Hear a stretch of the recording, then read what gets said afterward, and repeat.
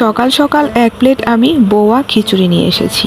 আর এই খিচুড়িটার নাম আমি কেন বোয়া খিচুড়ি বলছি সেটা আপনাদের সাথে একটু পরেই শেয়ার করছি।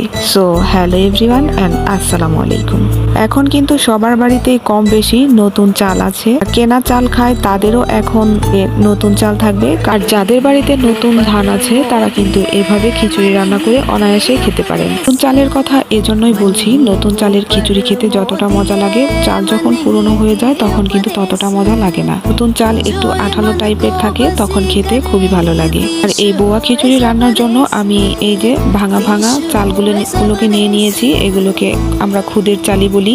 এই খিচুড়ির নাম আমি কেন বোয়া খিচুড়ি বলেছি সেটা এখন বলতেছি। কোনো এক অঞ্চলের মানুষজন এই খুদের চালের সাথে একটু মশারির ডাল মিক্স করে ভাতের মতো করে ফেনা ফেনা করে রান্না করে, একটু জাউ ভাত টাইপের হয়, তারা এগুলোর নাম দিয়েছে